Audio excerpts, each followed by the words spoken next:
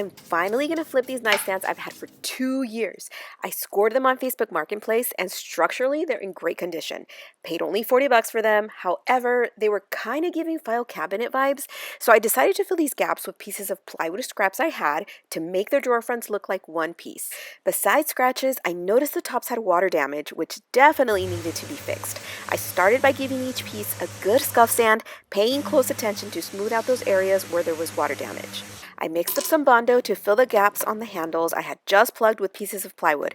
I prefer to use Bondo for these kinds of repairs where the area is larger than a nail hole. I feel like Bondo does a better job at staying intact, especially when sanding larger surface areas.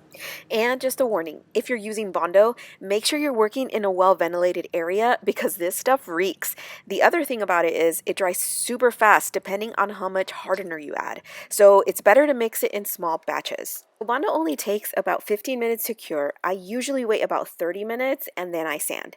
After sanding everything and giving it a final clean, we're ready to move on to paint. I decided I was going to paint these black. My go-to paint for furniture flips is usually Fusion Mineral Paint. I've pretty much used it on all my flips because it's an all-in-one paint that typically doesn't require priming. But here's where I made a mistake. I went ahead and painted without priming the tops first, which, remember, had water damage. As I was spraying away, I noticed you could still see the water damage on the tops of the nightstands, and immediately I regretted not priming these tops. But I figured I could go back and prime them and repaint them.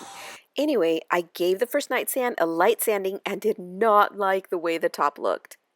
I couldn't stop thinking about how bad those tops looked, so after I put my kids to bed that night, I went out into my garage and sanded and primed those tops. The next day, I put a second coat of paint over everything, and they looked so much better. I'm so glad I went back and did the priming.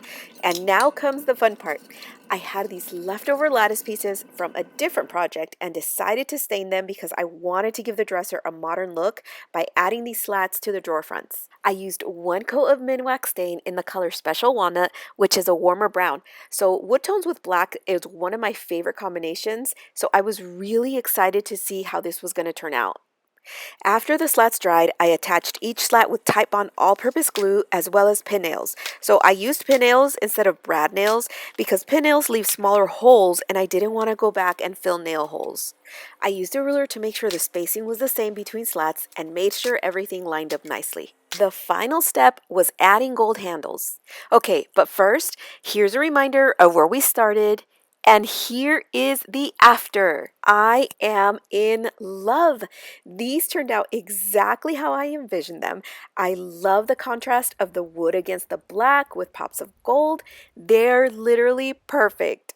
And as far as the tops, they turned out awesome. You can't even tell where there was water damage. So lesson learned. Always prime water damaged areas. I hope you enjoyed watching this transformation and I encourage you to give furniture flipping a try.